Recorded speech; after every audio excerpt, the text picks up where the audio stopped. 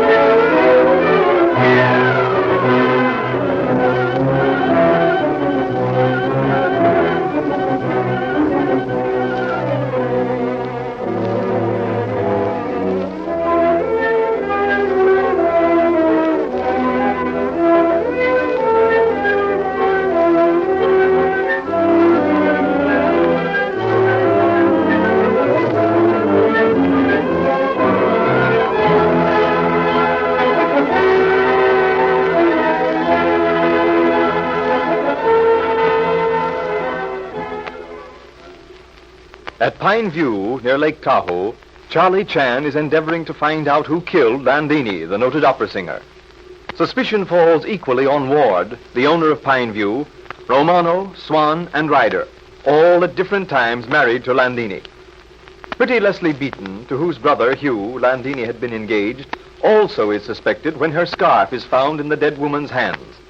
And now, Ryder, under questioning, adds to the suspicion by stating that he saw Leslie Beaton standing on the balcony a few seconds before Landini was killed. You must be mistaken, Mr. Ryder. I'm sorry, Mr. Holt, but I'm not mistaken. Perhaps Miss Beaton has omitted to tell you of the incident, but I don't think she'll deny it when you tax her. Which, of course, Mr. Ryder, we shall do. But of Miss Beaton later. Present moment, we deal with you. What else did you see as you looked from window? Well, besides Landini standing on the balcony and Miss Beaton on the balcony, nothing. You saw airplane with wonder pilot Mr. Ireland at control, same as I did when looking from window? Well, naturally. But you were there at that particular moment. Did you see Landini waving to Ireland? Yes, I did, of course. Is that important? Perhaps. What was she waving with? Her hand, her hat, or what? Now that you mention it, I believe it was something like a large silk handkerchief. Well, that's only a guess, of course. But it might have been a scarf? Yes. A silk or, what do you call them? Chiffon, a chiffon scarf. Ah, its color, Mr. Ryder? Its color, please. That is so important. I realize its importance as well as you do, since Miss Beaton's pink scarf was found in Landini's hand. I can't tell. Anything I might say about its color would be pure guesswork. So sorry you did not see color. It would have been most important clue. Now then, Mr. Ryder, you left window. Did you by any chance look out into passageway? Not exactly. But of course you left the door open and I did see... Yes, proceed. We wait anxiously result of my having carelessly left door open. I saw Dr. Swan standing looking into the study. And he turned and went down the stairs. You couldn't tell whether or not he had actually been in the study. No, I couldn't tell that. I had no particular reason to even think about his being there. It was perfectly natural. He was looking into the study, then he turned and went down to the living room. Then you saw Mr. Ward come along passageway and join us in room just before we heard shot? No. No, I didn't. I turned to look out the window again when Ireland went into that final loop before he landed. The next thing I remember was Dudley Ward saying that Ireland's a clever flyer, all right. Quite so. From that moment on, I believe we're equally aware of what took place, Mr. Ryder. Thank you so very much indeed for your cooperation. You have corroborated in part rather extraordinary claim of Miss Beaton. Will you be so good as to remain while we question young lady about her omission to tell us she was on balcony? Well, I don't see why I should be made to face her. You're not being made to face her, but I, for one, would prefer it. Well, then, I suppose so. If you have any real reason. I have very definite reasons. Mr. Holt, will you ask Miss Beaton to come in, please? Oh, yeah, sure. Thank you so much. Mr. Ryder, you are hiding something. See here, Chan. Are you implying that I'm lying? No, Mr. Ryder. since you are not upon oath to tell whole truth and nothing but truth. But you are not telling everything. Well, have it your own way, Chan. I've said all I'm going to say. In little boy attending school, refusal to tell on companion is laudable trait of character. But in man asking questions about murder of fellow human, said refusal is anything but laudable. In spite of your eloquent plea, Chan, I have nothing to add. Sit down, Miss Beaton, please. So sorry to have to disturb you. But Mr. Ryder, much against his will, I must add. Thank you, Chan. Mr. Ryder says that upon looking out window, he saw you on balcony at same time as murdered woman. Well, that's quite possible, Mr. Chan. I did step out onto the balcony for a few moments while the plane was landing, but it was too cold. I remained less than a minute, I believe. But you did not tell us that before. Can you give reason? Yes, I can. Ever since this murder happened, I've been thinking in terms of what happened when we heard the shot. It was before the shot that I was on the balcony, and it merely escaped my memory. I see. Well, we'll not detain you longer, Mr. Ryder. I wonder, would you be so kind as to mention to Mr. Ward, our host, that we would like to see him? It'll be a pleasure, Mr. Chan. Ryder sure doesn't like you, Inspector. So seldom people having something to conceal do like policemen. I have a confession to make, Inspector. Ah. I'm so glad that you saw your way to making it without suggestion from me. What was that? You refer, of course, to the fact that you warned Miss Beaton about Mr. Ryder's statement while escorting her to study? Yes, Inspector, I know I shouldn't have done it, but, well... I am not reproofful. It was in my mind that you should do so when I asked you to bring Miss Beaton. It was Mr. Ryder's face I wished to study. Did you learn anything? Impossible at this moment to say. Now, Miss Beaton, real reason this time, if you please. Why did you not tell us you were on balcony? Real reason? But I just told you. Reason you gave, dear young lady, was sufficient for purpose of answering before Mr. Ryder.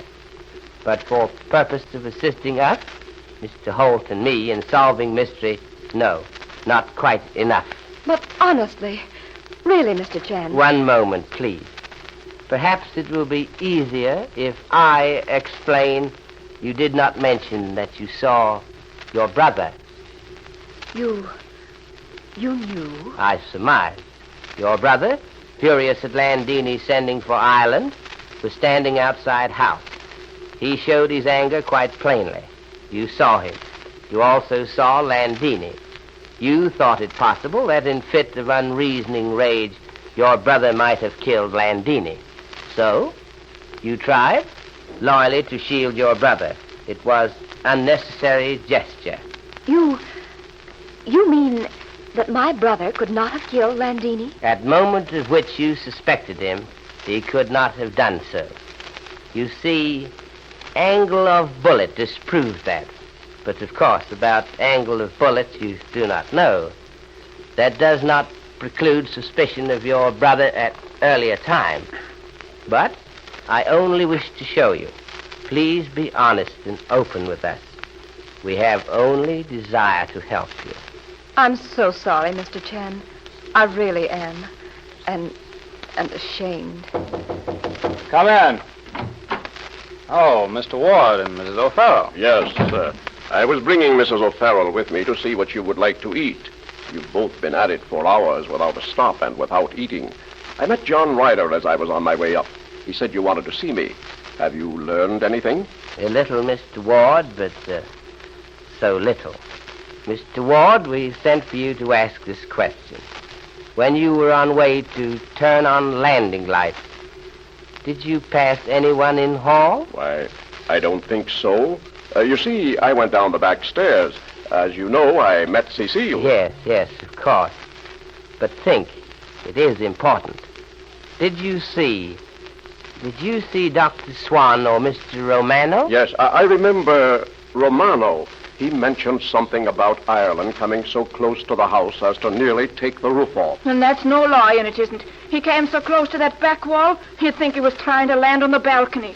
And Cecile down there in the kitchen stairs, madder than a hornet at the way her husband was a-carrying on, showing off for Landini.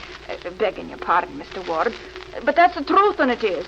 So, Mr. Ireland came so close to back wall as to almost touch balcony? That he did. Landini standing there a-waving at him. You saw her? Just for a minute. A dinner like that's no joke, as I told you. And I didn't have any too much time for looking at flying machines. Madame Landini was still standing on balcony when you went back to kitchen? Well, then, now when you mention it, she stepped back into the room kind of sudden-like, if you know what I mean. I think so, yes. Thank you, Mrs. O'Farrell. That will be all at present. Thank you kindly, sir. Oh, and what will you have for lunch? We shall leave that entirely in your hands. There are none more capable, I'm certain. If you don't need me for anything else, why... Not at all, Mr. Ward. Thank you so much. I'll go with you, Mr. Ward, if Mr. Chan doesn't want to ask any more questions. At present, no, Miss Beaton. I'll see you later, Miss Beaton. Leslie. So, Ireland, eh? Coming close to the balcony. The bullet was fired from above. Completely drowned out by the noise of the motor. Precisely, Sheriff. I think if Mr. Ireland does not return by night from Reno, we will be put to distressing necessity of going after him.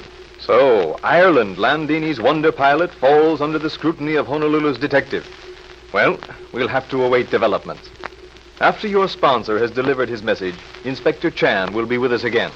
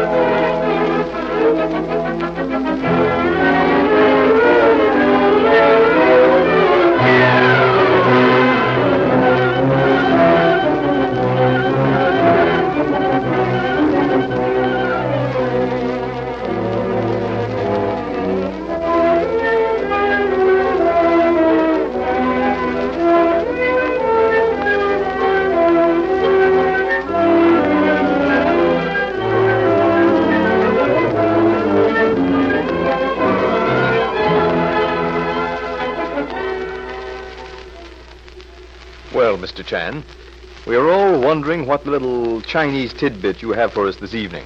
I have been thinking about millions who daily struggle for happiness. Many years ago, Lao Tzu had saying which explains much. Real happiness is least expensive of gifts. It costs nothing, but counterfeit of same is most expensive and is worth nothing. How very true, Inspector. I know our friends will appreciate it. Thank you, and good night.